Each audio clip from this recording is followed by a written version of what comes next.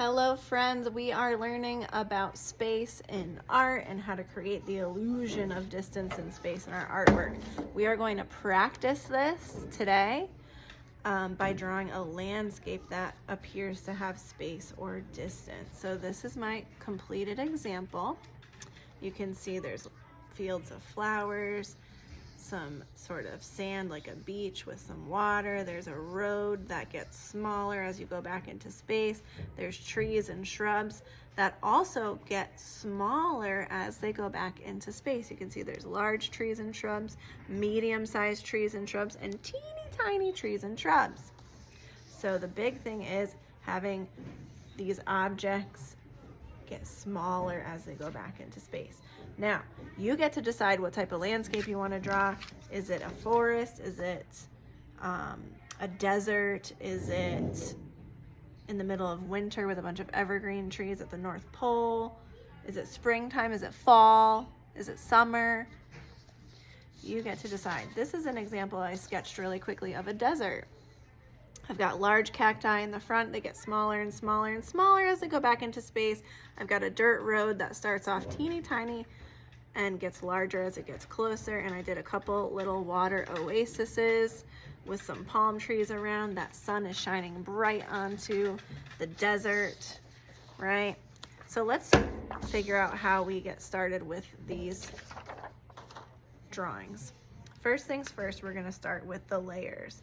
So I say we stick to about 5 layers. So let's do the first one. Just let your pen go or your pencil go freely. You're gonna be using pencil, I'm using a marker, just so you could see it a little bit better too. I'm just letting those curvy lines come naturally there.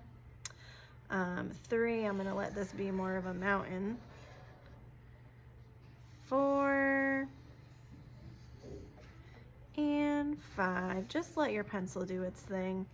Now we are going to put in a road. I want everybody to put some kind of a path or a road. You decide if it's a dirt road or a paved road. It's going to start in the furthest layer and it's going to be going to a point just like that. Now, as it gets closer, it's going to get bigger. So I like to move to the left or right and do a little bit of a bigger path, right? Then I'm going to move to the left or right and do an even bigger path going from that size to bigger, right? And you can stop it there, but I like to bring it all the way. I'm going to move to the left this time, make it bigger.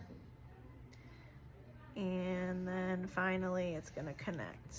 All right, I'm going to make this a paved road. So I'm going to do little tiny dashes, and as they get closer, much bigger. You see how that road looks like it's disappearing into a space? Now I get to choose what type of weather I want. Do I want it to be sunny with clouds? Do I want it to be snowing? Do I want it to be nighttime, cloudy? You get to decide. I'll do another nighttime moon. So it's almost like you draw a circle, but then you just go a little bit short and do sort of a C shape in the inside. I'll do a clear night this time, so I'm going to do a bunch of stars. And now I get to choose what type of trees I want to incorporate. Do I want to do flower fields? Those are always fun. Do I want to do evergreen trees? Do I want to do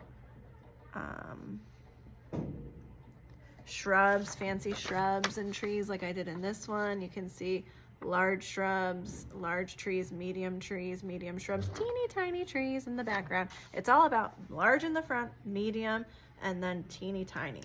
This is the foreground, middle ground, background. Now I'm passing out these tree worksheets so you get to choose whatever types of trees you want, because sometimes we stick to what we know. I want to challenge you to go outside of your comfort zone and draw some new types of trees. So if I was to draw, I'll try this type of tree. So if it's up close, you're drawing them nice and big. The tree trunk is here. It's gonna go up into the tree like that. Cool. Large trees. I wanna challenge you to draw quite a few. Now here, we're gonna go a little bit smaller, right? Because they're in the distance. Okay, and you can do multiple layers here if you wanted to.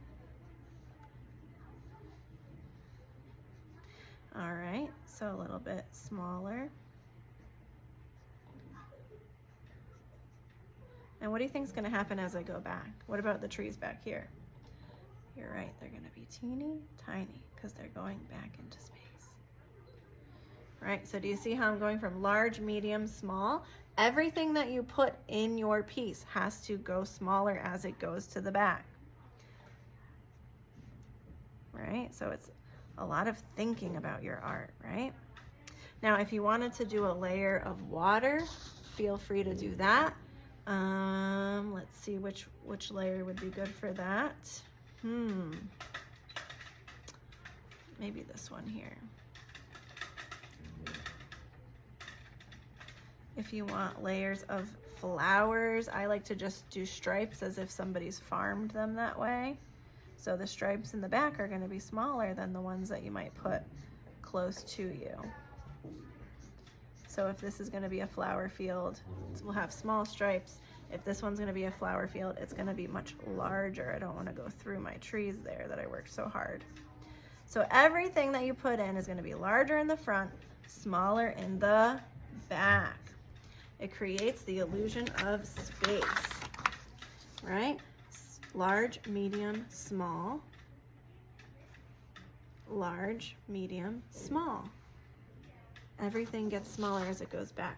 Now, I like to use a combination of marker to outline my shapes and crayon to color it in. I'm gonna let you decide, and I can't wait to see your finished landscape. Remember, think about where it is, the weather, what time of year, what type of sights you wanna see, what you wanna add to it.